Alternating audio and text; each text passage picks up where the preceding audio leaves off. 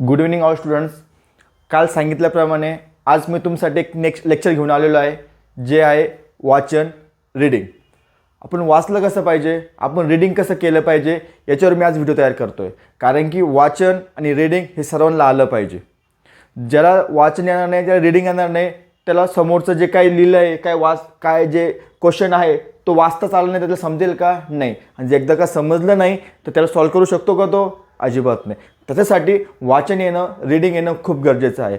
पण आता वाचायचं कसं? काही मुलांना वाचता येत नाही व्यवस्थित, रीडिंग करता येत नाही, मग ते मराठीचं असू किंवा इंग्लिशचं असू. त्यासाठी मी तुम्हाला एक रामबाग उपाय तयार केला आहे. मी सांगितल्याप्रमाणे जर तुम्ही केलं तर 100% गॅरंटी 30 दिवसामध्ये तुम्ही चांगल्या प्रकारे इंग्लिशमध्ये वाचू शकता आणि लिहू पण शकता. मी फक्त इंग्लिशचंच बोलत नाही आहे, मी बोलत आहे मराठीचं देखील आणि इंग्लिशचं देखील. आज मी जे टॉपिक तुम्हाला शिकवणार आहे, आज इंग्लिशचं शिकवणार आहे. जसं की आपलं इंग्लिशचं टॉपिक कंप्लीट होतील तसं मी तुमचा मराठीचं पण शिकवणार आहे. ठीक आहे. आपण एक विचार केला का मुलांनो, की जे सिटीमध्ये लोक असतात, पुणे, मुंबई, संभाजीनगर, हे इंग्लिशमध्ये बोलता कसं काय? छोटे मुलं इंग्लिशमध्ये बोलता का? कारण की त्यांचं ॲटमॉस्फिअर तसं आहे. ते स्कूलमध्ये पण इंग्लिशच बोलता, इंग्लिशच शिकता आणि घरी पण इंग्लिशमध्येच बोलता. जसं आपलं ॲटमॉस्फिअर असतं तसं आपल्याला ते, आपण ज्यावेळेस लहान असतो आपल्याला कोणी बोलणं शिकवलेलं आहे का? अजिबात नाही. बरोबर. तसंच आपल्याला पण आता इंग्लिश जसं लहानपणापासून आपण शिकत आलेलो आहे, आता तसं शिकायचं नाही. फक्त रीड करायचं किंवा रट्टा मारणं, असं इंग्लिश शिकता येत नाही किंवा वाचता येत नाही. त्याला काहीतरी बेसिक कन्सेप्ट असतात. मी जे बेसिक कन्सेप्ट तुम्हाला आज शिकवणार आहे. सर्व पालकांना सांगतो मी, पालकांना नम्रतेची विनंती आहे, मी जे काही शिकवणार आहे, जे काही व्हिडिओ तयार करणार आहे, तुमच्या मुलांना तुम्ही नक्की दाखवा, जेणेकरून तुमचा मुलगा मराठीमध्ये आणि इंग्लिशमध्ये एकदम चांगल्या प्रकारे वाचता आला पाहिजे आणि चांगल्या प्रकारे लिहिता आला पाहिजे. मी सांगितल्याप्रमाणे जर तुम्ही व्यवस्थित तसं मुलांना शिकवलं, स्कूलमध्ये तर आम्ही तर शिकवतोच, पण घरी आल्यानंतर मुलगा काय करतो, त्याच्याकडून कसं करायचं हे मी सांगन तसं करून घ्या. माझ्याकडनं 100% हमी 1 महिन्याच्या आत तुमचा मुलगा चांगल्या प्रकारे मराठीमध्ये बोलेल, चांगलं मराठीमध्ये वाचेल आणि इंग्लिशमध्ये देखील चांगलं वाचेल आणि चांगलं बोलेल सुद्धा आणि लिहिल सुद्धा. ठीक आहे. आता कोणता टाईम वेस्ट न करता मी तुम्हाला सांगतो की इंग्लिश कसं वाचलं पाहिजे. लहानपणापासून आपण प्रत्येक मुलांना किंवा आपण शिकवत आलेलो आहे की A for apple, B for ball, C for cat. बस. त्याची स्पेलिंग रन करायची, झालं. असं इंग्लिश शिकत नसतं, असं इंग्लिश वाचता येत नाही, असं इंग्लिश लिहिता येत नाही. जोपर्यंत त्याचं प्रनन्सिएशन त्याला समजत नाही तोपर्यंत तो इंग्लिशमध्ये बोलूच शकत नाही, इंग्लिशमध्ये वाचूच शकत नाही. त्याच्यासाठी त्याला इंग्लिशचे प्रनन्सिएशन करता आलं पाहिजे. ABCD हे प्रनन्सिएशन नाही आहे, हे अल्फाबेट्स आहे. तर प्रनन्सिएशन काय असतं हे मी तुम्हाला ह्या लेक्चरमध्ये सांगणार आहे, जे की एकदम बेसिक कन्सेप्ट आहे. ही बेसिक कन्सेप्ट जर तुम्ही व्यवस्थित केली तर 100% तुम्हाला एकदम तुमचा मुलगा, माझा विद्यार्थी चांगल्या प्रकारे इंग्लिशमध्ये वाचेल. ते आहे, त्याला म्हणतो आपण फोनिक्स. फोनिक्स म्हणजे काय? की साऊंड ऑफ द लेटर. ठीक आहे. हे जे साऊंड्स आहे, ही लेटर जे आहे, जे अल्फाबेट्स आहे, बरोबर, ते अल्फाबेटचं उच्चार कसे, साऊंड कसे आहे ते मी तुम्हाला आता सांगणार आहे.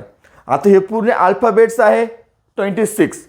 पण जर आज मी तुम्हाला पूर्ण एकखटी शिकवलं तर ते तुमच्या मुलांसाठी मुलांना कन्फ्यूज होईल. सगळं एकत्र आलं की, जसं आपण शेतामध्ये जर एखादं पीक जर पेरलं तर एकखटी जर आपण सगळं खत ओतून दिलं एकखटी तर येईल का? नाही येणार, ते जळून जाईल. तसंच जर मी तुम्हाला एकखटी जर शिकवलं तर ते कन्फ्यूज तुमच्या डोक्याच्या वरतून जाईल. 26 अल्फाबेट्स आहे, आपल्याकडे खूप वेळ आहे, तर मी तुम्हाला दिवसाला 6 अल्फाबेट्स सांगेल, 6 अल्फाबेट्सचे प्रनन्सिएशन सांगेल, 6 अल्फाबेट्स तुम्हाला शिकवेल. हे 4 ते 5 दिवसात आपलं इंग्लिश चांगल्या प्रकारे होईल. तुम्ही जर त्याची चांगली प्रॅक्टिस केली, 30 दिवसाच्या आत तुम्ही 100% इंग्लिशमध्ये बोलशाल आणि 100% इंग्लिशमध्ये लिहिशालच. ही माझी 100% गॅरंटी. ठीक आहे. आज आपण आता सुरुवात करूया. Winner please come. आता मी तुम्हाला शिकवणार आहे, हे जे अल्फाबेट्स आहे पूर्ण लिहिलेले, याचं मी स्क्रीनशॉट काढणार आहे आणि सेंड देखील करणार आहे. तुम्ही पण स्क्रीनशॉट काढा आणि याचं लर्न करा. आता मी तुम्हाला सांगतोय की हे ABCD हे अल्फाबेट्स आहे. आता याचं प्रनन्सिएशन कसं असतं बेटांनो? आता A, ठीक आहे, याचा उच्चार काय करायचा की ॲ करायचा उच्चार. ठीक आहे. एचा उच्चार काय करायचा? ॲ म्हणजे apple, A for apple, A for ant. पण एचा उच्चार कसं केला आपण आत्तापर्यंत कसं शिकत आलेलो आहे? A for APPLE, Apple. Apple म्हणजे काय? सफरचंद, बस एवढंच शिकवत आलं. पण नाही, याचं एचं उच्चार करायचं आहे ॲ. काय उच्चार करायचं आहे? ॲ. हे तर मी तुम्हाला एकदम सेपरेटली शिकवणार आहेच. आज मी जस्ट तुम्हाला समर सांगणार की प्रत्येकाचे प्रोनाउन्सिएशन कसे करायचे. ठीक आहे. एचं उच्चार काय करायचं आहे? ॲ करायचं आहे. बीचं उच्चार काय करायचं आहे? ब करायचं आहे. सीचं उच्चार काय करायचं आहे? क करायचं. असं का? कारण की जसं प्रोनाउन्सिएशन ज्यावेळेस मी तुम्हाला सांगेल त्या मुलाला तुम्हाला ज्यावेळेस कळेल की प्रोनाउन्सिएशन काय आहे ते तुम्हाला चांगल्या प्रकारे वाचू शकाल. आता तुम्ही विचार करा की मी आता कसं प्रोनाउन्सिएशन करतोय त्याच्यावर लक्ष द्या. प्रोनाउन्सिएशन म्हणजे उच्चार कसं करतोय त्याच्यावर तुम्ही लक्ष द्या. आता काय ए फॉर काय? आपण ॲपल म्हणतो, बरोबर आहे. ॲपल. एप्पल म्हणतो का आपण? नाही, आपण काय म्हणतो? ॲपल. मग काय म्हणतो? ॲपल. काय? ॲपल. ॲपल. ॲपल म्हणतो आपण, बरोबर. मग एचा उच्चार काय करायचा? आपण ॲ करायचा. काय उच्चार करायचा? ॲपल. ॲ करायचा. तसं अँट, बरोबर. काय उच्चार करायचा? अँट. अँट. काय करायचं? अँट. ठीक आहे. आता ए सी आहे. ठीक आहे. आपण आता सीचा उच्चार काय करतो? आपण आतापर्यंत सी कसा शिकलेलो आपण? C for cat. CAT cat. बस एवढंच उच्चार केलं आहे. पण मुलं इथंच तर चुकतं, इथंच कन्फ्यूज होतं की आपल्याला काय शिकवलेलं आहे की सी फॉर काय? CAT cat. CAT cat. सीचा उच्चार काय होतो? सी. मग मुलाला काय उच्चार करता? कॅटला सॅट म्हणता. का? कारण की सीचा उच्चार सी होतो ना, आपल्याला सांगितलेलंच आहे ना. सीचा उच्चार काय होतो? सी. सॅट. मग याला आपण कॅट का बरं म्हणतो? का? कारण की सीचं प्रोनाउन्सिएशन कधी पण काय करायचा? क करायचा. कसं? आता बघा, CAT कॅट उच्चार कसं आहे? कॅट. कॅट. कॅट. कॅट म्हणतो आपण, बरोबर. कॅट. कसं प्रोनाउन्सिएशन काय होतं? सीचा कॅट. कॅट. ठीक आहे. त्याच्यानंतर cot. COT. C for COT cot. Cot. Cot. क. ठीक आहे. सीचं प्रोनाउन्सिएशन काय आहे? क. असे प्रत्येक प्रोनाउन्सिएशन आपल्याला कंप्लीट करायचं आहे. आता दुसरं प्रोनाउन्सिएशन जर आपण केलं की आय घेतलं. आयचं आपण काय म्हणतो? I for ink. INK. Ink म्हणतो आपण, बरोबर आहे. तर मुलं काय म्हणतो? अरे आपल्याला आय सांगितलंय, आपण अँक काऊन नाही म्हणत? INKचं प्रोनाउन्सिएशन आपण अँक का बरं करत नाही? कारण की बेटांनो, आयचा उच्चार होतो ई होतो. काय? ईत. आपण काय म्हणतो? ह्या पेनमध्ये आपल्याला काय टाकायचं? इंक टाकायची. मग आपण अँक काऊन नाही म्हणत? का? कारण की आयचा प्रोनाउन्सिएशन होतं ई. मग आपण कसं प्रोनाउन्स करतो? इंक. इंक. इंक. आयचा उच्चार काय होतो? इंक. इंक. ठीक आहे. आता मी प्रत्येक प्रोनाउन्सिएशन मी तुम्हाला सांगणार आहे ॲज अ अल्फाबेटनुसार. ठीक आहे. आता बघा की आता एचा उच्चार काय होतोय? ॲ होतोय. एचा उच्चार काय होतोय? ॲ होतोय. ॲपल. बीचा उच्चार काय होतोय? ब होतोय. बॅट. सीचा उच्चार काय होतोय? क. डीचा उच्चार काय होतोय? ड. ईचा उच्चार काय होतोय? ए. एफचा उच्चार काय होतोय? एफ. जीचा उच्चार काय होतोय? ग. त्यानंतर एचचा उच्चार होतोय ह. त्यानंतर आयचा उच्चार होतोय ई. जेचा उच्चार होतोय जे. केचा उच्चार होतोय क. एलचा उच्चार होतोय यल. एमचा उच्चार होतोय एम. म. एनचा उच्चार होतोय न. ओचा उच्चार होतोय ओ. पीचा उच्चार होतोय प. क्यूचा उच्चार होतोय क्व. क्व. क्वीन. तसं आरचा उच्चार होतोय र. यसचा उच्चार होतोय स. टीचा उच्चार होतोय टी. यूचा उच्चार होतोय अ. आपण म्हणतो अम्ब्रेला म्हणतो आपण. युम्ब्रेला म्हणतो कधी? नाही, आपण काय म्हणतो? अम्ब्रेला. म्हणजे यूचा उच्चार काय होतं? अ. अम्ब्रेला. तसं व्हीचं काय होतं उच्चार? व. डब्ल्यूचं काय होतोय? व. एकचा उच्चार होतोय क्स. काय होतोय? क्स. का आपण काय होतं? झेरॉक्स म्हणतोय. एक्स म्हणतोय. क्स. क्स होतो. ठीक आहे. वायचा उच्चार होतोय याक.